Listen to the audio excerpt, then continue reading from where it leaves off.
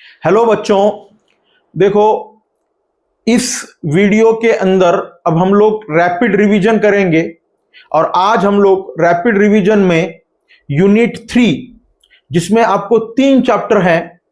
Cell the unit of life, biomolecule, cell cycle and cell division, इसको पूरी तरह से रैपिडली रिवाइज करेंगे। इसके लिए बच्चों आपके पास आपकी 11th की एनसीईआरटी होनी चाहिए और मैं आपको उस एनसीईआरटी से इंपॉर्टेंट लाइंस क्या क्या हो सकती है और किस पे क्वेश्चन आ सकता है इसको मैं हाईलाइट करूंगा। तो अब आपको एनसीईआरटी साथ में लेकर बैठना है और जिन जिन बातों पे मैं वहां पर फोकस करूंगा या तो जो जो लाइन मैं बताऊंगा उस पे आपने गौर करना है और उसको अगर आपने नहीं पढ़ा है तो उसको एक बार अच्छे से पढ़ लेना है। तो देखो बच्चों, आपके पास ये आपकी 11th की एनसीईआरटी होनी चाहिए आपके पास। इसमें अब हम लोग यूनिट 3 के अंदर जो मैंने 3 चैप्टर बताया है उस एक एक चैप्टर को अभी हम लोग रिवाइज करने की कोशिश करेंगे। तो सब में पहला जो चैप्टर है बच्चों वो है cell the unit of life. इस cell the unit of life chapter में बच्चों यहां पर cell the unit of life chapter से पहले जो साइंटिस्ट के बारे में दिया हुआ है जीएन रामाचंद्रन के बारे में, इसको आपने एक बार अच्छे से पढ़ लेना है बच्चों। इसके अंदर जो आपको यहां पर स्पेसिफिकली अल्फा हेलिक्स और बीटा शीट स्ट्रक्चर के बारे में जो इंफॉर्मेशन दी हुई है, यहां पर कोलेजन के स्ट्रक्चर के बारे में जो बताया गया है उसको एक बार अच्छे से पढ़ लेना है बच्चों। ऑलरेडी इस पे नीट में क्वेश्चन आ चुका है। उसके बाद बच्चों देखो cell the unit of life में व्हाट इज सेल, ये बेसिक इंट्रोडक्शन दिया हुआ है। इसके अंदर आपको एंटोन वॉन लीवनहॉक के बारे में आपको ये पता होना चाहिए कि इसने किसके पे काम किया। ये फर्स्ट लिविंग सेल को इसने देखा था बच्चों। उसके बाद सेल थ्योरी आएगी। सेल थ्योरी के अंदर के 2 साइंटिस्ट के नाम आपको परफेक्ट पता होने चाहिए बच्चों। इन 1838 मैथियस श्लेडन और थियोडर श्वान, इन्होंने क्या क्या काम किया है, कौन बॉटनिस्ट थे, कौन जूलॉजिस्ट थे, जर्मन बॉटनिस्ट कौन है, ब्रिटिश जूलॉजिस्ट कौन है, इनके बारे में पता होना चाहिए बच्चों। उसके बाद यहां पर बच्चों थोड़ा सा इस पॉइंट पे जो नई एनसीईआरटी आपकी वहां पर पेज नंबर 88 पे यहां पर श्वान के बारे में जो दिया है बच्चों वो आपको अच्छे से पढ़ लेना है कि Schwann propose the hypothesis that the bodies of animal and plant are composed of cell and product of cell. तो ये हाइपोथेसिस देने वाले बच्चों श्वान है, इस पे फोकस करो। और उसके बाद फिर इनकी थ्योरी के अंदर कुछ ड्रॉबैक थे, उस ड्रॉबैक को कवर करना, मतलब उस ड्रॉबैक को कम करना, वो काम जो है ना बच्चों वो रुडोल्फ विर्चो ने किया है। इनका ईयर भी याद होना चाहिए बच्चों। और इन्होंने बोला है ओमनिस सेलुला ई सेलुला, ये वाला पॉइंट किसने बोला, इस पे भी क्वेश्चन आ सकता है बच्चों। और सेल थ्योरी के 2 पॉइंट इंपॉर्टेंट है, all living organism are composed of cell and product of cell और all cells arise from the pre existing cell. देखो बच्चों यहां पर थोड़ा सा एक फाइन नुआंस को अपने ध्यान में रखना है कि यहां पर ऊपर श्वान हाइपोथेसिस दिया है बोल रहा है और फिर यहां पर बोल रहा है कि श्लेडन और श्वान ने दिया हुआ हाइपोथेसिस को मॉडिफाइड किया गया है, रुडोल्फ विर्चो के थ्रू बोला गया है। इस पे थोड़ा सा फोकस करो बच्चों। यहां पर अब आगे जो पॉइंट दिया हुआ है एन ओवरव्यू ऑफ सेल, तो इस बच्चों इस ओवरव्यू ऑफ सेल के अंदर भी अच्छी इंफॉर्मेशन दी हुई है, इसको एक बार पढ़ लेना है आपने। आखिरी का जो पैराग्राफ है उसके अंदर आपको माइकोप्लाज्मा का लेंथ दी हुई है बच्चों 0.3 माइक्रोमीटर, उसको भी आपने अच्छे से देखना है। और एवरेज बैक्टीरिया के बारे में भी दिया है कि 3 to 5 माइक्रोमीटर होता है। उसके बाद बच्चों यहाँ के जो इस डायग्राम के अंदर जो शेप दिए हुए हैं वो इंपॉर्टेंट है बच्चों, जैसा कि रेड ब्लड सेल का राउंड एंड बाइकॉन्केव, ये याद रखना है। व्हाइट ब्लड सेल का अमीबॉइड बच्चों, कॉलमनार एपिथेलियम सेल का लॉन्ग एंड नैरो, उसी तरह से नर्व सेल का ब्रांच्ड एंड लॉन्ग, और ट्रेकिड्स के अंदर बच्चों इलोंगेटेड, और मेसोफिल सेल का राउंड एंड ओवल, ये याद रखना है बच्चों। उसके बाद यहां पर जो प्रोकैरियोटिक सेल है उसमें पीपीएलओ का फुल फॉर्म देखो बच्चों, pleuropneumonia like organism, mycoplasma and pleuro PPLO दिया है एनसीईआरटी में बच्चों यहां पर। उसके बाद ये डायग्राम के अंदर भी कुछ साइजेस दिए हैं बच्चों, उस साइजेस को भी आपने याद रखना है। स्पेसिफिकली टिपिकल यूकैरियोटिक सेल जो है वो 10 to 20 माइक्रोमीटर होता है, टिपिकल बैक्टीरिया जो है वो 1 to 2 माइक्रोमीटर होता है। पीपीएलओ का यहां पर साइज बच्चों अबाउट 0.1 माइक्रोमीटर दिया हुआ है, और वायरस से 0.02 to 0.2 माइक्रोमीटर दिया है। इस पे भी आपने फोकस करना है बच्चों। उसके बाद यहां पर थोड़ी सी जो इंफॉर्मेशन प्लाज्मिड के बारे में दिए बच्चों, प्लाज्मिड के बारे में, तो यहां का प्लाज्मिड और स्पेसिफिकली बायोटेक्नोलॉजी वाला जो प्लाज्मिड है इसको कंसर्न करके क्वेश्चन पूछा जा सकता है बच्चों। इसीलिए यहां पर आपने किसके बारे में, प्लाज्मिड के बारे में जो इंफॉर्मेशन दी है उसको अच्छे से पढ़ना है बच्चों। उसके बाद सेल एनवेलप एंड मॉडिफिकेशन जो दिया हुआ है इसमें यहां पर ग्राम पॉजिटिव और ग्राम निगेटिव बैक्टीरिया के बारे में दिया हुआ है, और बाकी जो सेल के बाहर जो लेयर है बच्चों स्पेसिफिकली ग्लाइकोकैलिक्स, उसके अंदर स्लाइम लेयर और कैप्सूल के बारे में दिया हुआ है बच्चों, तो उसको भी अच्छे से आपने देख लेना एक बार। उसके बाद मीजोजोम के बारे में क्वेश्चन आपको पूछा जा सकता है बच्चों। मीजोजोम के बारे में उसके कैरेक्टर, जो उसके जो इंपॉर्टेंस पॉइंट दिए हुए हैं, they help in cell wall formation, DNA replication, distribution to daughter cell. They also help in respiration, secretion process to increase the surface area of the plasma membrane and enzymatic content. इसके ऊपर question आ सकता है बच्चों कि मेसोजोम के related कितने sentence यहाँ पर जो दिए हैं वो सही हैं उसके बारे में, और कितने फॉर्म में मिल रहा है बच्चों, वेसिकल, ट्यूबुला और लैमिला के फॉर्म में मिल रहा है। उसके बाद आपको यहाँ पर फ्लैजेला के बारे में दिया हुआ है बच्चों। स्पेसिफिकली इसके अंदर तीन चीजें होती है, फिलामेंट, हुक और बेसल बॉडी। और बच्चों यहाँ पर याद रखना है आपने, ये बार बार क्वेश्चन ऑलरेडी आ चुका है, यहां पर पिलाए और फिम्ब्रे होंगे, फ्लैजेला, पिलाए और फिम्ब्रे होंगे। प्रोकैरियोटिक सेल में आपको सीलिया नहीं मिलेगा बच्चों, प्रोकैरियोटिक सेल में सीलिया नहीं मिलेगा, और फ्लैजेला जो है उसके वजह से बैक्टीरिया के अंदर मोटिलिटी आती है, पिलाए और फिम्ब्रे की वजह से नहीं आती है। ये ऑलरेडी क्वेश्चन आ चुका है बच्चों। उसके बाद राइबोसोम एंड इंक्लूजन बॉडीज के बारे में जो दिया हुआ है, यहां पर राइबोसोम के बारे में आपने पॉलीराइबोसोम या पॉलीजोम किसको बोलते हैं इसको याद रखना है बच्चों। एक मैसेंजर आरएनए के साथ बहुत सारे राइबोसोम जुड़े हुए रहते हैं, उसको हम लोग पॉलीजोम या पॉलीराइबोसोम बोलते हैं बच्चों। उसके बाद इंक्लूजन बॉडी के बारे में दिया हुआ है बच्चों। इस पॉइंट पे आपने गौर करना है कि gas vacuoles are found in blue green algae है बच्चों, ये ब्लू ग्रीन एल्गी मतलब cyanobacteria, and purple and green sulphur bacteria है बच्चों जो फोटोसिंथेटिक बैक्टीरिया है। ये भी राइबोसोम, यहां का भी राइबोसोम आपने याद रखना है, और स्पेसिफिकली यूकैरियोटिक राइबोसोम भी याद रखना है बच्चों। प्रो राइबोसोम जो यहां का है इसका साइज इंपॉर्टेंट है बच्चों, 15 नैनोमीटर टू 20 नैनोमीटर, ये भी याद रखना है। और इसका जो लार्जर सब यूनिट है वो 50s होता है, और स्मॉलर सब यूनिट 30s होता है, और कंबाइन जब करेंगे तो 70s होगा बच्चों। उसके बाद आपको एनसीईआरटी ने यूकैरियोटिक सेल के बारे में दिया हुआ है बच्चों। तो यूकैरियोटिक सेल के बारे में जब पढ़ रहे हो आप तो यहां पर डायग्राम पे भी फोकस करना है, आपने क्या क्या नाम दिए वगैरह। उसके बाद सेल मेम्ब्रेन बच्चों, सेल मेम्ब्रेन के अंदर अब यहां पर जो फॉस्फोलिपिड से बनी हुई लेयर, उस बात पे फोकस करना है आपने, और खास करके आरबीसी के रिलेटेड यहां पर बहुत ज्यादा इंफॉर्मेशन दी है कि आरबीसी के मेम्ब्रेन को ही अच्छे से स्टडी किया जा सकता है बच्चों। तो इसके बाद यहां पर कितने परसेंट प्रोटीन है आरबीसी के मेम्ब्रेन के अंदर और कितने परसेंट लिपिड है, जैसा कि 52% प्रोटीन है बच्चों और 40% लिपिड है, ये आपने याद रखना है। उसके बाद यहां पर जो एक्सटेंशन की बात चल रही है, depending on the ease of extraction, specifically ease of extraction की अगर बात करेंगे तो membrane protein can be classified as integral और पेरिफेरल, और peripheral protein lie on the surface of the membrane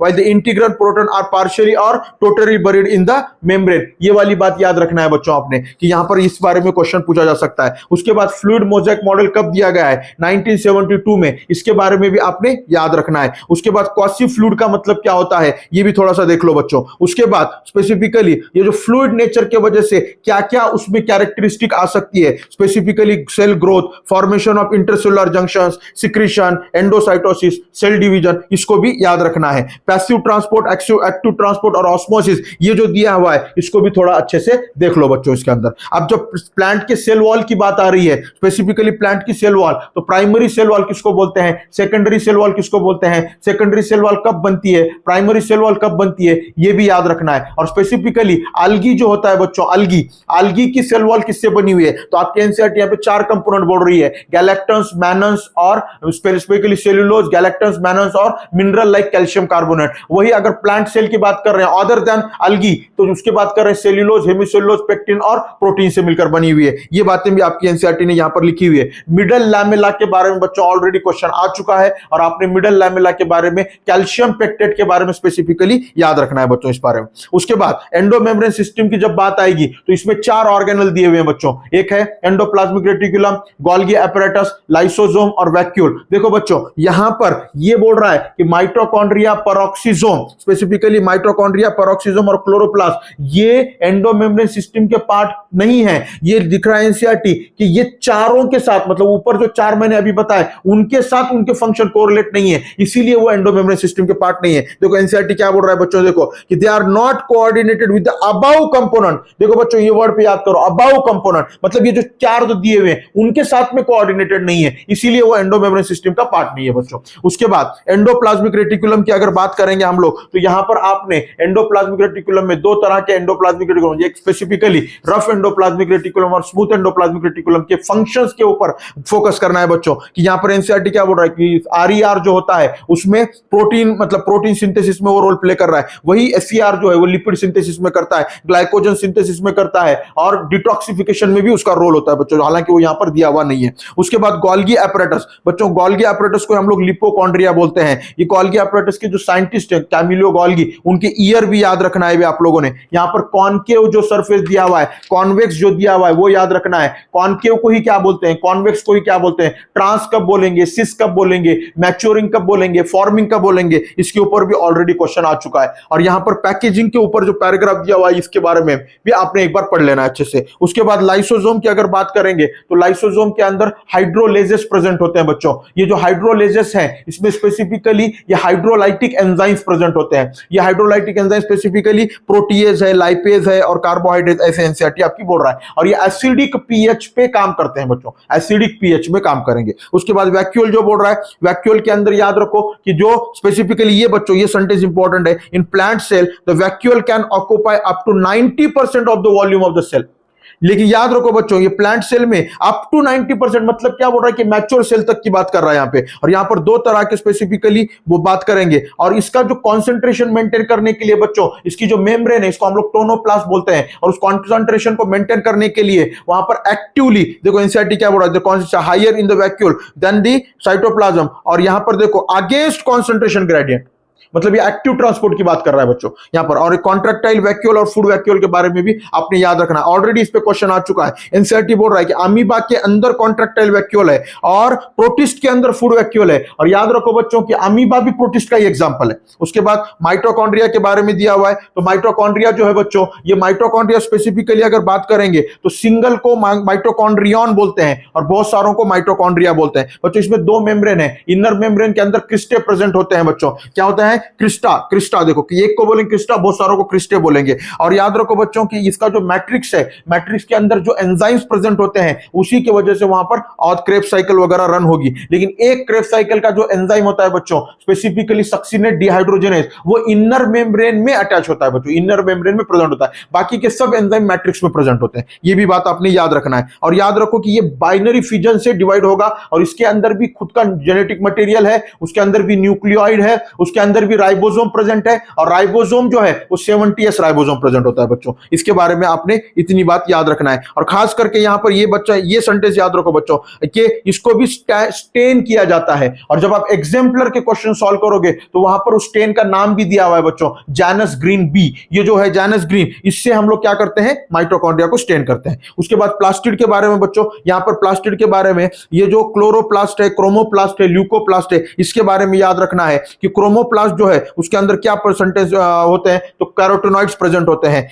फिर उसके बाद जब ल्यूकोप्लास्ट की बात आएगी, इसको फर्दर 3 कैटेगरी में डिवाइड किया जाता है बच्चों। एक है अमाइलोप्लास्ट, इलायोप्लास्ट और उसके बाद क्या है बच्चों, एल्यूरोप्लास्ट। एल्यूरोप्लास्ट जो होता है उसमें प्रोटीन को स्टोर किया जाता है, इलायोप्लास्ट में ऑयल को स्टोर किया जाता है और अमाइलोप्लास्ट में स्टार्च को स्टोर किया जाता है बच्चों। उसके बाद यहां पर शेप आपने और उसका नंबर भी याद रखना, मतलब उसकी लेंथ कितनी है, और लेंथ जो है उसकी तो 5 to 10 माइक्रोमीटर है, विड्थ जो है वो 2 to 4 माइक्रोमीटर है। और क्लाइमाडोमोनास के अंदर एक क्लोरोप्लास्ट होता है और स्पेसिफिकली अगर मीजोफिल सेल के अंदर देखेंगे बच्चों तो 20 to 40 क्लोरोप्लास्ट प्रेजेंट होते हैं। उसके बाद थाइलाकॉइड की मेम्ब्रेन के बारे में बताया है कि थाइलाकॉइड की जो मेम्ब्रेन है वो एक के ऊपर एक जब स्टॉक रखेंगे तब उसको हम लोग क्या बोलेंगे बच्चों, ग्रैनम बोलेंगे। और बहुत सारे ग्रैनम को मिलकर ग्रैना बोलते हैं, उसको भी याद रखना है। और इनके अंदर भी 70s राइबोसोम प्रेजेंट होता है। और उसके जो स्पेसिफिकली यूकैरियोटिक सेल में ऐसे दो ऑर्गेनेल है, माइटोकॉन्ड्रिया और क्लोरोप्लास्ट, उसके अंदर 70s राइबोसोम होता है। और जब अगर हम लोग साइटोप्लाज्म की बात करेंगे तो उनमें 80s राइबोसोम होता है। तो साइटोप्लाज्मिक राइबोसोम बच्चों 80s है, इसमें कंफ्यूज नहीं होना है आपने, क्योंकि जो क्लोरोप्लास्ट वाला वो 70s है और साइटोप्लाज्मिक राइबोसोम जो है वो 80s है। उसके बाद राइबोसोम के बारे में दिया है बच्चों, यहां पर एनसीईआरटी ने जॉर्ज पैलेडे के बारे में लिखा है और उसका ईयर भी याद रखना है आपने, 1953। और उसके बाद देखो बच्चों यहां पर जो 60s 40s, ये मतलब यहां का जो लार्जर सब यूनिट है वो 60s होता है और स्मॉलर सब यूनिट 40s होता है। ये भी बात आपने याद रखना है। उसके बाद साइटोस्केलेटन के बारे में दिया है बच्चों, ये जो साइटोस्केलेटन के बारे में, इसकी अगर आपने उसका जो साइज है वो भी याद रखा तो भी चलेगा। स्पेसिफिकली माइक्रोट्यूब्यूल जो होते हैं वो 25 नैनोमीटर के होते हैं, इंटरमीडिएट फिलामेंट 8 to 12 नैनोमीटर के होते हैं और माइक्रो फिलामेंट 6 to 7 नैनोमीटर के होते हैं बच्चों। और ये किस किस में रोल प्ले कर रहे हैं, ये बहुत इंपॉर्टेंट क्वेश्चन है कि the cytoskeleton in a cell are involved in many functions such as mechanical support, motility, maintenance of the shape of the cell, इसके लिए इसका इंपॉर्टेंट रोल प्ले होता है। उसके बाद सीलिया एंड फ्लैजेला की अगर बात करेंगे बच्चों, तो सीलिया और फ्लैजेला के अंदर स्पेसिफिकली ये जो डायग्राम दी हुई है ये आपने याद रखना है कि ये 9+2 अरेंजमेंट होता है बच्चों। और इसमें स्पेसिफिकली ये जो अंदर वाला जो पूरा स्ट्रक्चर होता है उसको हम लोग एक्सोनियम बोलते हैं, और जो बाहर मतलब स्पेसिफिकली अगर देखेंगे तो ये सीलिया फ्लैजेला के सराउंडिंग में प्लाज्मा मेम्ब्रेन भी प्रेजेंट होती है बच्चों। उसके बाद ये बाहर वाले जो 9 है वो डबलेट के फॉर्म में होते हैं। जब मैं आपको सेंट्रोसोम के बारे में बताऊंगा सेंट्रियोल में, तो वहां पर 9+0 अरेंजमेंट होता है और वहां पर ट्रिपलेट फॉर्म में होते हैं बच्चों। या मतलब ये डबलेट है, वहां पर ट्रिपलेट होते हैं, इतनी बात आपने याद रखना है। और इसके क्या क्या फंक्शन है ये इंपॉर्टेंट है। देखो बच्चों और एक बात याद रखो यहां पर कि स्पेसिफिकली ये क्या बोल रहा है कि the centriole form the basal body of cilia और flagella and spindle fibre that give rise to spindle apparatus during cell division in animal cell बोल रहा है बच्चों। उसके बाद न्यूक्लियस की बात आएगी। न्यूक्लियस का दूसरा नाम कैरियन है बच्चों। और ये न्यूक्लियस के अंदर स्पेसिफिकली यहां पर आपने किसने डिस्कवर किया है, रॉबर्ट ब्राउन ने ऑर्किड रूट सेल में डिस्कवर किया है और ये स्पेसिफिकली इसको कैरियन बोलेंगे। और इसमें फ्लेमिंग के बारे में भी दिया है और इसको क्रोमैटिन को जो कलर करते हैं उस कलर डाई का नाम जो बच्चों एसिटोकार्बाइन होता है।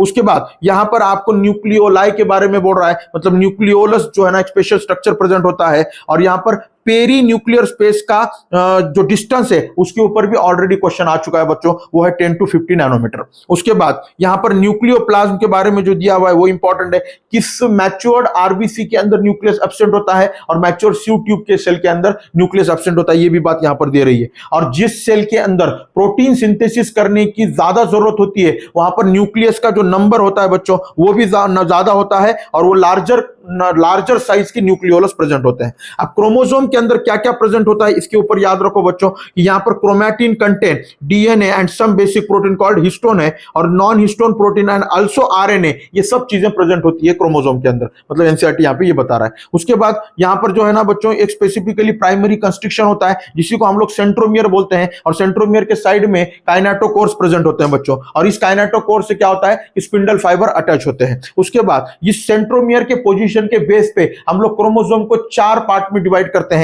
ये क्या है, स्पेसिफिकली मेटासेंट्रिक क्रोमोसोम, सब मेटासेंट्रिक, एक्रोसेंट्रिक और टीलोसेंट्रिक। और बच्चों यहां के डायग्राम देखो बच्चों यहां के डायग्राम इंपॉर्टेंट है। और यहां पर मेटासेंट्रिक क्रोमोसोम के अंदर ही आपको सेकेंडरी कंस्ट्रक्शन मिलेगा और सेकेंडरी कंस्ट्रक्शन के ऊपर के जो डीएनए है उसी को सैटेलाइट बोलते हैं। लेकिन एनसीईआरटी ने यहां पर थोड़ी सी गलती कर दी है, सेकेंडरी कंस्ट्रक्शन जहां पे मार्क किया है वहीं पे सैटेलाइट बोल रहा है। और बच्चों ये जो शॉर्ट आर्म और शॉर्ट आर्म की जब बात करेंगे और लॉन्ग आर्म की बात करेंगे तो वो 3 क्रोमोसोम में आएगा बच्चों, सब मेटासेंट्रिक, मेटासेंट्रिक और एक्रोसेंट्रिक के अंदर। स्पेसिफिकली इतनी बात आपने याद रखना है। उसके बाद बच्चों यहां पर ये बोल रहा है कि सेकेंडरी कंस्ट्रक्शन जो प्रेजेंट होता है, सेकेंडरी कंस्ट्रक्शन, उस सेकेंडरी कंस्ट्रक्शन के ऊपर का जो रीजन है उसको सैटेलाइट बोलते हैं बच्चों। और वो जो सैटेलाइट है, गौर से सुनो बच्चों, अगर वो सैटेलाइट जो है वो उसको स्टेन नहीं किया जा सकता है, मतलब वो क्या है, नॉन स्टेनिंग है बच्चों, याद रखो, ये भी इंपॉर्टेंट है, इस पे क्वेश्चन आ सकता है। और माइक्रोबॉडीज के बारे में याद रखना है आपने कि माइक्रोबॉडीज यहां पे एनसीईआरटी लिख रहा है मेनी के बाद यहां पे कॉमा होना चाहिए बच्चों, क्योंकि मेनी मेम्ब्रेन बाउंड, मतलब ये माइक्रोबॉडी जो होती है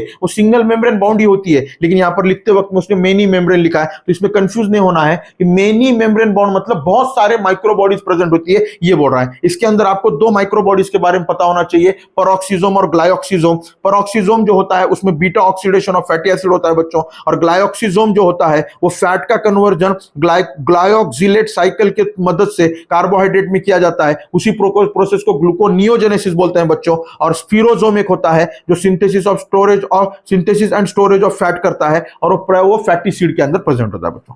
थैंक यू बच्चों।